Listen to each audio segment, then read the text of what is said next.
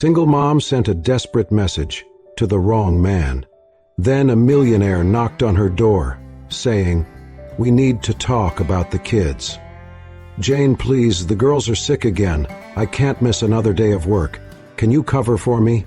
Autumn Sinclair hit send before doubt could stop her. Her thumb hovered as she waited for the reply. Nothing. No dots. No response.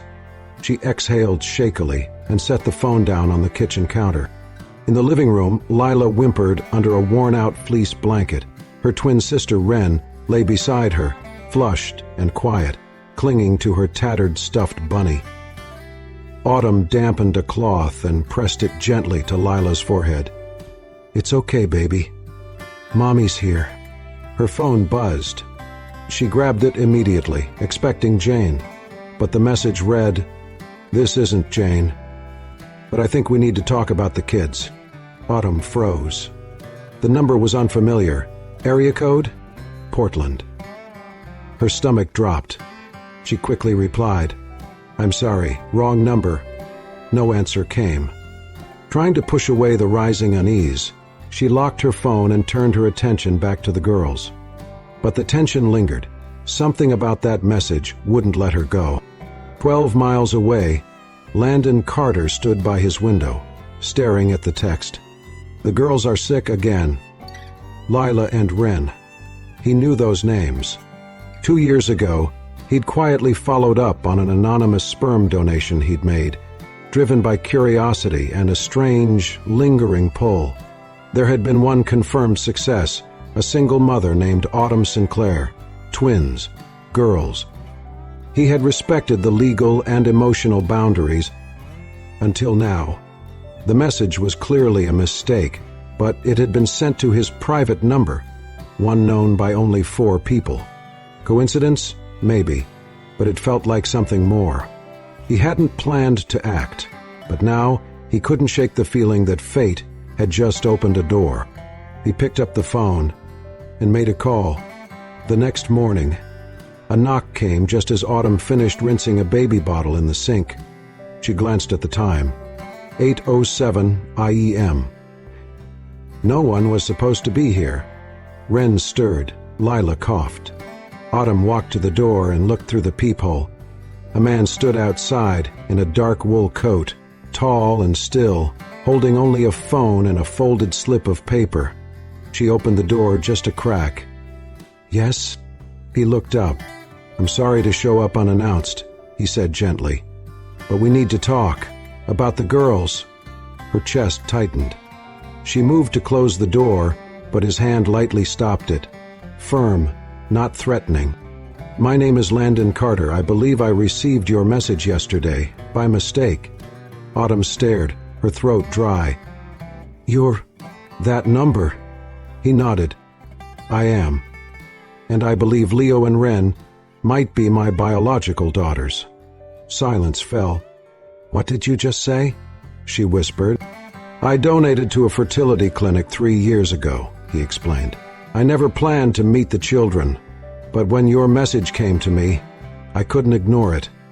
I've known about you, about the twins. I kept my distance." Her eyes narrowed. "How do you know their names?" "I hired someone legally to confirm the outcome of my donation.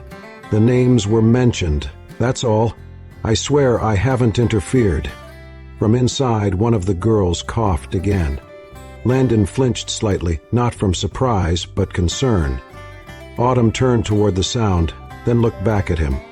"You need to leave." "I will," he said softly, reaching into his coat.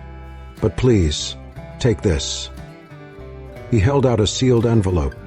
"I wrote it last night. Everything I want to say is in there. If you never want to see me again after reading it, I'll disappear. No questions. But please, just read it." She hesitated. Then she took the envelope and slowly closed the door. Outside, Landon stood for a long moment, staring at the wood grain, as if listening for something. Inside, Autumn leaned against the door, the envelope clutched in her hands, her heart pounding. The world had just shifted, and nothing would ever be the same. Autumn stood by the kitchen counter, gripping the sealed envelope like it might burn her. Landon Carter was gone, but his presence lingered. She opened the envelope slowly. Inside was a single handwritten page. If I'm wrong, I'll walk away. But if I'm right, if Lila and Ren are from the donation I made 3 years ago, I never expected this. I never planned to be involved. But I can't ignore this now. I only want what's best for them and for you. If you'll talk, I'll listen. I'm not here to claim anything, just to understand. Landon. Autumn's eyes filled. She dropped the letter and rushed to the girls. Ren was asleep, bunny in hand. Lila hummed softly, cheeks still pink but breathing easier. Autumn kissed both foreheads and collapsed into a chair, heart pounding. What was happening to her life? 2 hours later, she opened the door. Landon was still there, parked outside, seated in a black sedan. As soon as she stepped out, he looked up. "You know their names," she said. "You know too much." He stepped from the car. "May I come in?" She hesitated, then nodded. Inside, she poured 2 glasses of water, hands shaking. "I thought you were a scammer," she said, sliding one to him. "Someone who found out I used a donor and thought, easy target?" "I would have thought the same," he admitted. "But I heard their names, and they matched the records I accessed 3 years ago. I never intended to follow up, but something told me I should at least know." She eyed him carefully. "What records?" "I legally requested updates from the clinic. Just basic stats, no names or contact info. I knew there had been a birth. Twins. No partner listed. Then you texted me, and I couldn't ignore it." He reached into his coat and handed her a folder. "This confirms my donation was used for a successful IVF in December, 2 years ago.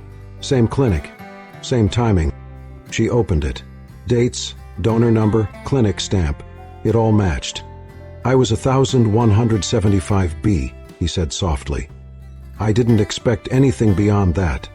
But when I got a medical update request last year, I asked if a birth had occurred." Tears stung her eyes. "I picked that profile because it said the donor liked classical music, volunteered with kids," she whispered. "I wanted kindness in their blood." Silence. Then she broke. "I didn't plan to be alone. I didn't plan to be broke." Landon said nothing, letting her speak. "I was with someone for 6 years. We were going to get married. Then he left, said he didn't want kids. A month later, I was told I had low ovarian reserve. 1 year, maybe less, if I ever wanted children." She looked away. "I thought I'd meet someone else. But time passed, and I just couldn't wait. I wanted to be a mom." Landon's voice was low. "That's not something to apologize for. I wasn't giving up on love. I just chose the kind that couldn't leave." She swallowed. "Then my father's company collapsed. Fraud scandal. Everything gone. Money, reputation. I lost my job. Headlines everywhere. Sinclair heiress, pregnant and alone. No one would hire me. I left the city. I've been raising them myself since. Gig work, temp jobs. Just surviving."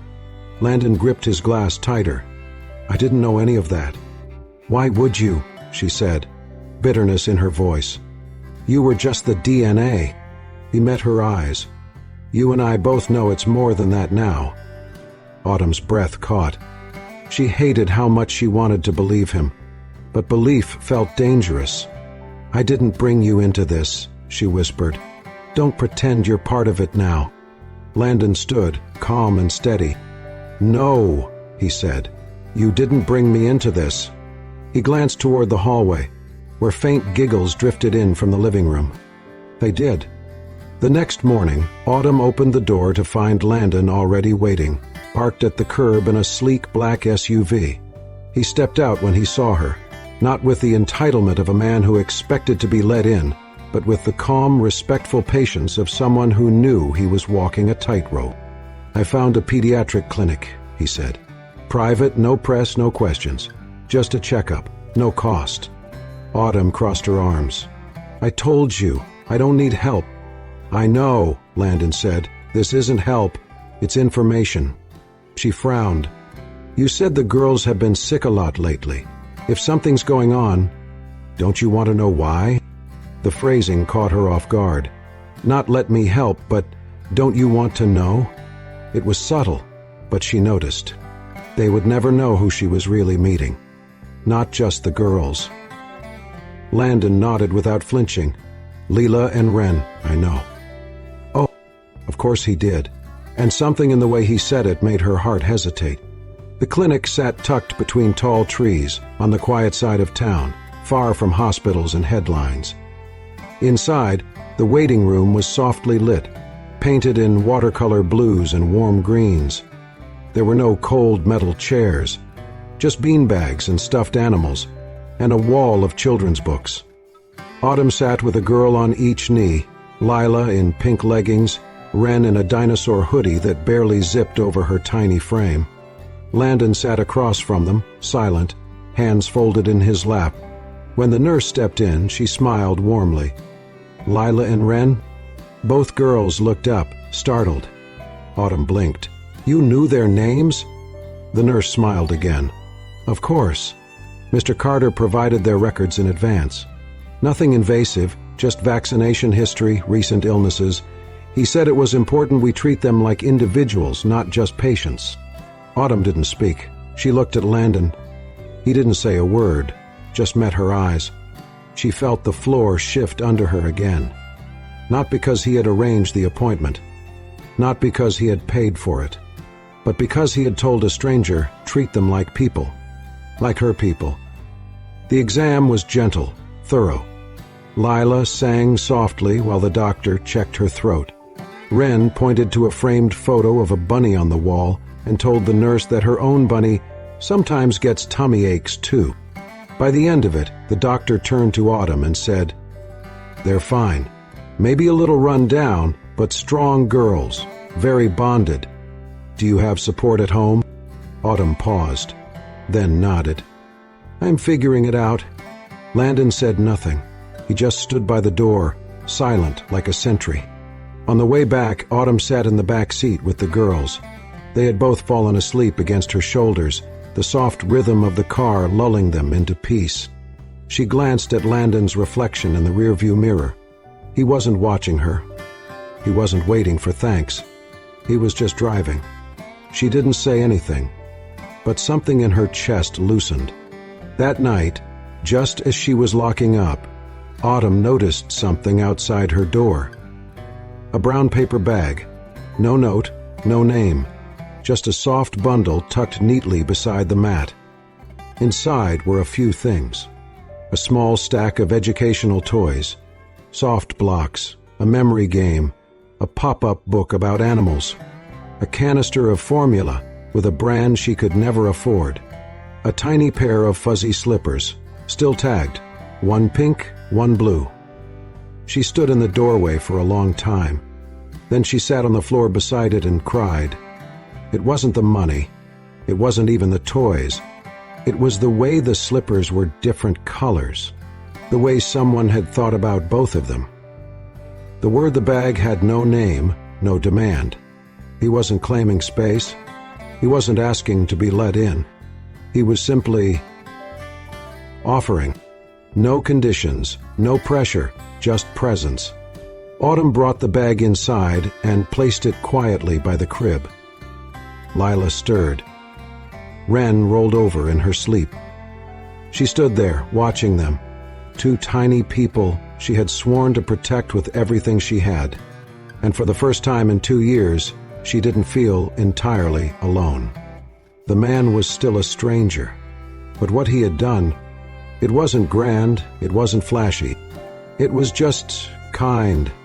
And in her world of scraped knees and unpaid bills and stretching every dollar, kindness felt like a miracle. The rain came down softly outside the window as Autumn dried Lila's curls with a towel, humming the same lullaby she'd sung every night since the girls were born. Across the small living room, Ren giggled on the couch as Landon held a picture book upside down and dramatically misread every word. "That's not a cow," she shrieked, pointing at the page with wide eyes. "It isn't," Landon feigned surprise. "But it's white and has spots." "It's a Dalmatian." Wren laughed so hard she fell backward into the cushions. Autumn watched them quietly, her arms around Lila. It had been 2 weeks since that first unexpected message. 2 weeks of cautious steps and thoughtful gestures. Landon had shown up, not every day, but often, always with a reason. A book he thought Lila might love, a snack Wren had mentioned once, a calm, grounding presence that didn't ask for anything in return. He never stayed long, just enough to build trust, especially with the girls. And maybe, slowly, with her. One morning, Autumn found him sitting cross-legged on the floor with the twins, trying to learn how to fold origami cranes from a video Wren had requested. His large hands fumbled with the delicate paper, but he didn't give up. Lila patted his shoulder and said, "You'll get it, Mr. Landon." And he smiled like that meant everything. Another afternoon, he asked if he could take them all to the park, just for an hour. Autumn almost said no, but something in her softened. He had never once overstepped, never once pushed. That hour turned into an afternoon. They watched the ducks together, Autumn sitting on the blanket beside him, the girls tossing bread into the pond. Wren slipped and landed in the mud, and Landon didn't hesitate. He scooped her up, mud and all, and made a silly voice about being the Mud Queen of Portland. Autumn laughed, surprised by the sound of it. The girls were safe, happy, and for the first time in a long while, so was she. The visits continued. Grocery runs became less of a chore when he was around to help carry bags or distract the girls with a game of who can spot more cereal boxes. Sometimes he'd stay for dinner, not always, but often enough that the girls began to ask if Mr. Landon would be joining. Then came the invitation. "I'd like to cook for you," he said one evening after helping them clean up spilled apple juice for the 3rd time that week. "Just you and the girls, nothing formal, just dinner." Autumn hesitated. She looked at him carefully, searching for any sign of expectation. But all she found was sincerity. "Okay," she said. Dinner. His house wasn't as grand as she'd imagined a tech millionaire's would be. It was tasteful, clean, filled with books and soft lighting. There was a piano in the corner, and the girls gravitated toward it instantly. He cooked pasta, from scratch, with real tomatoes and basil, picked from a planter on his balcony. He let the girls help stir the sauce while he wore an apron that said, "Yes, chef." After dinner, Lila asked if he could play something on the piano. He hesitated, then sat down and played a soft tune, something jazzy and full of warmth. Autumn stood in the kitchen, loading dishes into the sink as the girls danced. She didn't even realize he had joined her until he reached for the sponge beside her hand. Their fingers touched. She froze. It was a small thing, barely a second, but his hand didn't jerk away. It simply rested there, solid and warm. Gentle. Her breath caught. She turned slightly, and their eyes met. The music continued in the background, and in that moment, everything else fell away. "I didn't mean to," he started. "It's okay," she said quickly, too quickly. She pulled her hand back and focused on the dishes, scrubbing harder than necessary. Her heart thudded in her chest, loud and undeniable. For months, no, years, she had trained herself not to feel, not to need, not to trust. But now, something was shifting. He dried the plates beside her in silence, giving her space. Later, when the girls were buckled into their car seats, sleepily clutching their stuffed animals, Autumn turned to him on the porch. "They may have a good time," she said. "I'm glad," Landon replied. His voice was low, not trying to fill the silence, just existing in it. Autumn looked at him then, not at the millionaire, not the man who'd offered quiet help, but the one who now knew how Wren liked her toast cut diagonally and how Lila needed 2 lullabies before bed. "Thank you," she said. He didn't say you're welcome. He just nodded. and watched as she carried the girls inside. But that night, when she finally climbed into bed, her hand still tingled where he'd touched it. And for the first time in what felt like forever, Autumn didn't feel like she was standing alone. Autumn sat cross-legged on the living room floor long after the girls had fallen asleep. The soft hum of the baby monitor filled the silence. Her body ached, but her mind was awake, buzzing with moments she didn't want to forget. She reached for her sketchbook, the one untouched for months. It still smelled faintly of charcoal. Flipping past half-finished sketches, she stopped at a blank page and began to draw. From memory, Landon crouched in the park, listening to Wren explain why ducks were basically dinosaurs. The way his face softened as Lila sang her off-key ABCs. The warmth in his eyes, genuine, steady, present. She drew carefully, no idealizing, just truth. A man who never once looked at his phone, who never asked for thanks, who simply showed up. When she finished, her fingers ached, but the image was clear. Landon cross-legged on the grass, Wren leaning into his side, Lila mid-song, a wildflower in her hand. His hands rested calmly on his knees, eyes crinkled with laughter. She stared at the drawing before closing the sketchbook. Days passed quietly. Landon didn't visit, but texted every morning. Section of society. Did you sleep, even a little? Wren says the duck is her new best friend. Don't forget, you're doing better than you think. She only replied with simple thank yous, but each message stitched something broken inside her. She hadn't realized how lonely her mornings had been until someone remembered to ask. That Friday, he stopped by. I was near the market, he said, handing her a small bag. Wren said she missed that awful green juice. Autumn chuckled. It tastes like grass clippings. Few loves it, anyway. He stayed just a bit, long enough for Lila's high five and Wren to cover his arm in butterfly stickers. Then he noticed something beneath the couch. Is this yours? He asked, pulling out a sketchbook. She froze. Before she could respond, it slipped open, to that page, the one she'd drawn of him. For a long beat, he said nothing. Autumn braced for awkwardness, for the kind of tension that usually came with vulnerability. But when he looked up, his voice was soft. No one's ever seen me like this. She cleared her throat. It's not finished. It's real, he said, eyes on the page. That's what it is. He gently touched the edge of the drawing, careful not to smudge it.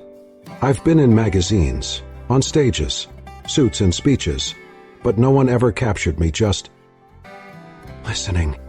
You were easy to draw, Autumn said quietly. You were still. He looked at her, really looked. Do you know how rare that is? To be seen like that? Heat rose to her cheeks, but she didn't look away. Landon closed the sketchbook gently and handed it back. Thank you.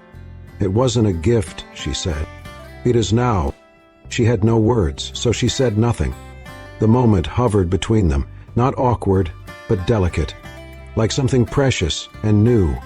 That night, after the girls were tucked in and dishes done, Autumn reopened her sketchbook. She ran her thumb over the lines.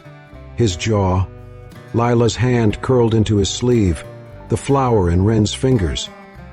She thought of what he'd said. No one's ever seen me like this, and that's what scared her.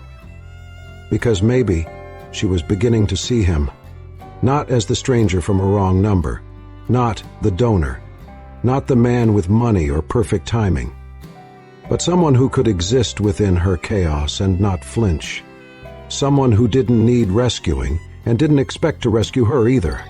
Someone who showed up and made the space beside her feel less like a ledge and more like solid ground. The comment wasn't meant for her to hear, but Autumn did. She was at the co-op grocery store near her old neighborhood, pushing the double stroller while Lila hummed some made-up tune and Wren clutched a plush fox. It had been a good day, a simple one. The girls were smiling, the weather crisp but not cruel. For a moment, things felt normal, and then the words cut through like cold wind. "Mon, you think it's coincidence? She sends a text to a millionaire, and now he's at her house every week?" Two women stood by the organic apples. One of them, Miranda, was someone Autumn had once shared drinks and startup gossip with in another life, before things fell apart. "I heard she used a donor," the second woman added. Now she's trying to lock him in by making it look like fate. Classic Cinderella scam. 2 kids and a sad story. He won't know what hit him. Autumn's hands clenched around the stroller handle. She could have walked away. She almost did. But Lila turned to her and whispered, "Mommy, your eyes look mad." And that stopped her cold.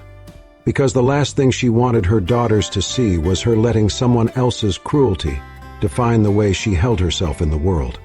She didn't say a word to the women, just gave them a look, calm, steady, deliberate, and turned the stroller toward checkout. But inside, the words dug deep. That night, as the girls napped after lunch, Autumn sat on the couch with her phone in her hand, staring at Landon's latest message. "Made any more dinosaur friends today?" She typed back, then deleted it. He typed again, deleted again. She didn't want to sound like she was fishing for reassurance, but she was hurting, and Landon noticed. When he stopped by that evening with soup and a new storybook about penguins, he caught on quickly. "What happened?" he asked gently. She hesitated, then finally told him. The words were ugly, but she repeated them anyway. "I know I shouldn't care," she said, voice tight, "but part of me does. I worked so hard to survive, and now it's like I have to justify every bit of kindness you give me. Like I'm scheming." Landon didn't react right away. He didn't rush to anger or try to offer some hollow comfort. Instead, he reached into his coat pocket and handed her a card. It was an invitation. "Celebrate Single Mothers, an evening of resilience, reflection, and community. Sponsored by Carter Foundation. I've been meaning to ask if you'd come," he said. "You don't have to say anything. Just be there." Autumn blinked at it. "You're sponsoring this?" "I started it last year," he said simply. "It matters to me, and I think, if you were willing, your story could mean something to a lot of people." She stared at the card. Her instinct was to say no. She hated public speaking. She hated being seen as a case. But then she thought about what those women had said, and about how many other women might feel just like she had that morning, humiliated, unseen, judged. She looked up. "Okay," she said quietly. "I'll do it." The auditorium was packed. Rows of chairs, fairy lights strung overhead, and soft music playing. There were women with babies in slings, toddlers in mismatched socks, teenagers standing beside mothers who looked too young to have raised them alone. There were tears, laughter, and stories being shared over donated wine and cheap hors d'oeuvres. And then it was Autumn's turn. Her palms were sweaty, her knees locked. But when she stepped up to the mic and saw Landon in the front row, looking at her, not with pity or pressure, but quiet support, she found her voice. "I never planned to be a single mother," she began, "but life has a way of tearing up plans and handing you a paintbrush instead." A few soft laughs. She told them about her diagnosis, about the heartbreak of the relationship she thought would end in marriage, about choosing to become a mom not because she gave up on love, but because she believed in the kind that never left. "I was 4 months pregnant when my family lost everything. I went from managing $1 million campaigns to clipping coupons and counting quarters in line at the pharmacy. And yet, I've never regretted becoming a mother. Not once." The room was silent. Tears streamed down faces she didn't know. She wasn't telling them anything extraordinary, just the truth. The messy, hopeful, defiant truth. She closed her speech with one simple line. "Being a mom didn't break me. It rebuilt me." For a moment, no one moved. Then Landon stood up, and he clapped. Loud, clear, first. The sound echoed across the room like a rising tide. One by one, others joined. Soon, the whole auditorium was on its feet. Autumn met his eyes across the sea of faces. He didn't mouth anything. He didn't need to. It was all there in the look. Recognition, respect, something deeper. Not just for the mother she had become, but for the woman she always was. 6 months later, the house was still a little too small, and the backyard a little too wild, but Autumn wouldn't have changed a single thing. They had moved in mid-spring, a modest craftsman cottage with faded blue shutters and a creaky porch swing that Landon swore he would fix but never did. The garden out back was messy and overgrown, full of potential and dandelions, just like their lives. Wren was curled up under the rosebush that afternoon, whispering to the neighbor's tabby cat and insisting she was learning to speak cat. Lila was at the picnic table, covered in finger paint, drawing a rainbow with shoes. Because rainbows walk to the sky, she explained. Inside, Landon was in his home office, sleeves rolled up, deep in a video call with a pediatric research team. He worked from home now 3 days a week and never missed dinner. Autumn stood by the window, watching all of it with quiet wonder. It wasn't glamorous. It wasn't perfect, but it was home. Her online art shop was doing better than she'd hoped. Not wildly successful, but steady. Every few days a new order would come in for a hand-drawn family portrait, a nursery mural sketch, or, her favorite, custom memory collages made from people's stories. But today she wasn't drawing for clients. Today, she was drawing for herself. In her lap was a new sketchbook. On the page, she was working on a piece she had only imagined before. It showed 4 figures in a garden. Lila chasing a butterfly, Wren petting a cat, Landon reading on a blanket, and Autumn laughing with her head tilted back, barefoot in the grass. No masks, no worry lines. Just joy. That night, under soft golden light strung across the backyard fence, they ate dinner on a blanket with plastic plates and too many napkins.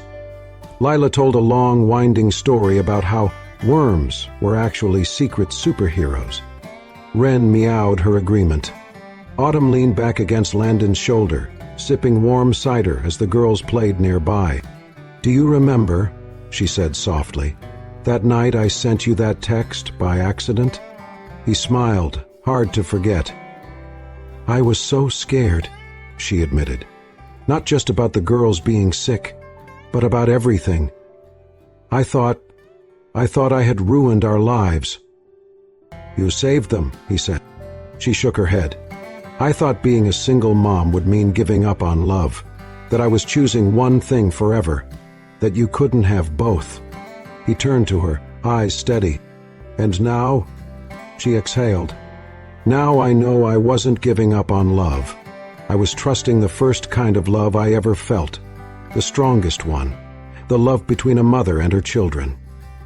It gave me everything. Even you." Landon reached out, his fingers gently threading through hers. "You know what I think?" he said. She tilted her head toward him. "I think love was never about choosing one thing over another. I think love is the thing that chooses us when we're finally ready for it." She blinked against the warmth in her chest. "That's cheesy," he grinned, "but true." Autumn rested her head against him, listening to the girls' laughter echo into the night. This wasn't how she had pictured her life 5 years ago. It was better, because everything they had now, every hard-won smile, every quiet night, every soft word, they had earned. With courage, with grace, with hearts that refused to stay closed forever. She looked at him, this man who had once been a stranger with a business card, now brushing spaghetti sauce from Wren's cheek without flinching. He'd killed men and women he claimed, but she thought he did it for the better men and women who had not. He had never asked to be a father, but he had chosen to stay, and that choice had made all the difference. "I love you," she whispered. Landon smiled. good, because this is just the beginning. And as the light swayed above them and two small girls argued over who got the last piece of garlic bread, Autumn felt something she hadn't felt in years. Safe. Oh, not everyone born a father learns how to love like one. And not every woman who carries a child becomes a mother in the truest sense. But when two hearts that have known pain find the courage to stay open, family is no longer something you build. It's something that finds you. And sometimes, it all begins with the wrong text message, sent at the exact right time. Sometimes, the wrong number leads to the right story. Sometimes, love doesn't knock, it sends a text that changes everything. If Autumn and Landon's journey moved something in you, if it reminded you that family can be chosen, that love can arrive when we least expect, then don't keep that feeling to yourself. Tap the hype button to show your love. Share this story with someone who needs to believe in second chances. And subscribe to Soul Stirring Stories for more tales that don't just entertain, but remind us of what matters most. Until next time, keep your heart open, because the next message you receive just might change your life.